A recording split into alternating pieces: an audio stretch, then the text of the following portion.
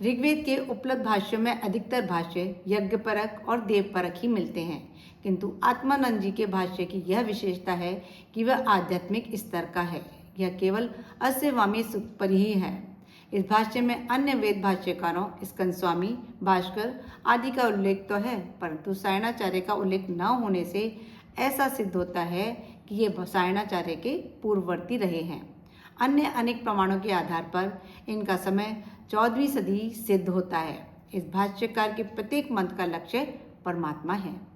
यही इस भाष्य की महती विशेषता है। परमात्मा का ध्यान रखते हुए हम चलते हैं ऋग्वेद के प्रथम मंडल के सूक्त 129 की ओर। नमस्कार सभी को। यदि आपने अभी तक पारस बुद्धि चैनल को सब्सक्राइब नहीं किया है तो मैं डॉक्टर सीमा पाठक आपसे रिक्वेस्ट करती हूँ, वेदों का ज्ञान हमारी आगे की सदी तक पहुँचाने के लिए इस चैनल को अवश्य सब्सक्राइब कीजिए, साथ ही बेल आइकन भी दबाइए और अपने वैल्यूएबल कमेंट्स देना भी मत भूलिए, क्योंकि वो मुझे मोटिवेट करते हैं। साथ ही अगर कहीं सुधार की आवश्यकता है तो मैं सुधार अवश्य कर सकूं। चलते हैं सूक्त 129 की ओर।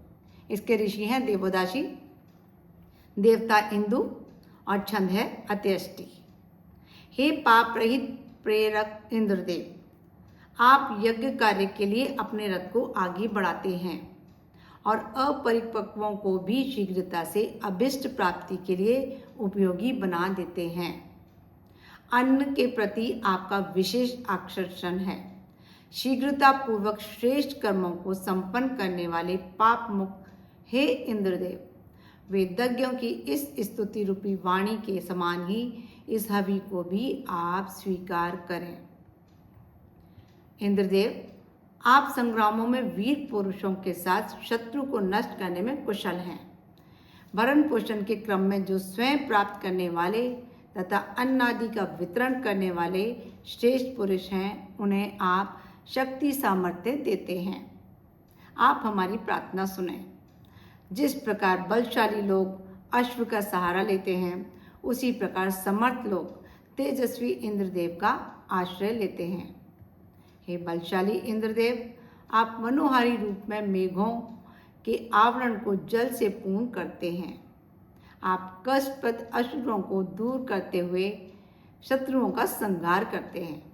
ये इंद्रदेव शत्रुओं के विनाश के निमित्त कारण, रुद्र के समान भयंकर, मित्र के समान हितैषी, श्रेष्ठ सुखपद तथा सबके द्वारा वर्णीय हैं। हे मनुष्यों, समस्त जनों के मित्र के समान हितैषी इंद्रदेव की आयुष्य वृद्धि और शत्रुओं के विध्वंस लिए हम यज्ञ संपादनार्थ प्रार्थना करते हैं। हे इंद्रदेव, आप जिस शत्रु समूहों का विध्वंस करते हैं, वे संगठित होकर भी आपकी सामर्थ्य के आगे नगण्य हैं। ऐसे आप सभी संग्रामों में हमारी ज्ञान सामर्थ्य को संरक्षित रखें।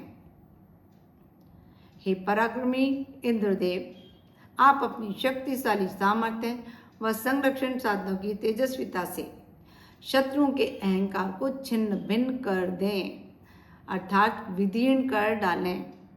हे बलशाली इंद्रदेव, आप शत्रु नाशक होने पर भी पाप मुक्त हैं। पूर्ववत हमें आगे करके स्वयं अग्रगामी होकर सभी मनुष्यों के कषाय कल्मशों का निर्माण करें।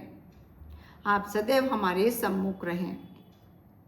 जो मनुष्य अपने पुरुषार्थ से प्रगतिशील है, वे इंद्रदेव के समान प्रशंसनीय और प्रार्थना योग्य है, तथा जो दुष्टों के नाशक हैं, वे भी स्तुत्य हैं। श्रेष्ठ सोम के लिए हम श्रोत का उच्चारण करें। ये निंदकों को अपनी सामर्थ्य से हमसे दूर करें। घातक अस्त्रों से दुर्बुद्ध तथा कटुवाणी का प्रयोग करने वालों का क्षय करें। थोड़े से जल के समान ही शत्रुओं का समूल नाश करें। हे वैभव संपन्न इंद्रदेव, हम यजनीय वाणी से आपकी स्तुति करें तथा सुंदर शक्ति संपन्न संपदा का लाभ प्राप्त करें।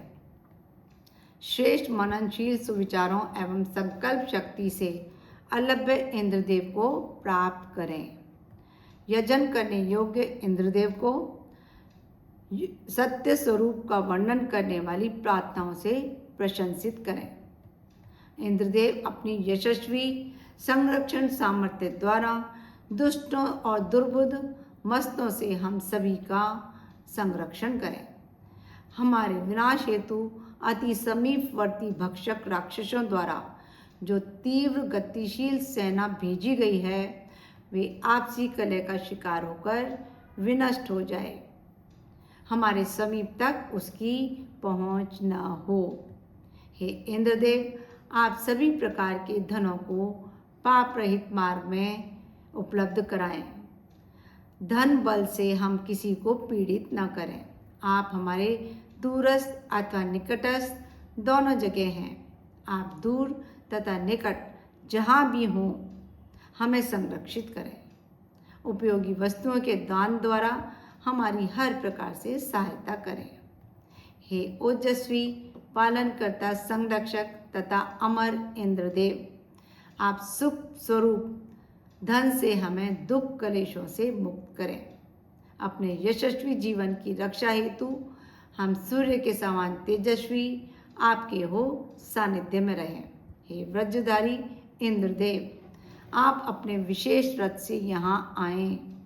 आप हम भक्तों के अतिरिक्त अन्यों पर क्रोध करें तथा हिंसक राक्षसों के प्रति क्रोधित हों।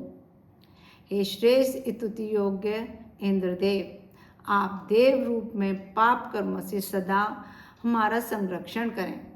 आप सदैव दुर्बुद्धिग्रस्त और उनकी दुष्ट अभिलाषाओं के नाशक हों। आप विध्वंसक पाप कर्मों में लिप्त राक्षसों के हंता और विद्वान पुरुषों के संरक्षक हों। हे आश्रयदाता, इसी हेतु आपका प्रादुर्भाव हुआ है। ये हुआ सूक्त 129। अब नेक्स्ट वीडियो में मिलते हैं हम सूक्त 130 के साथ। नमस्कार सभी को। खुश रहें, स्वस्थ रहें, मस्त रहें।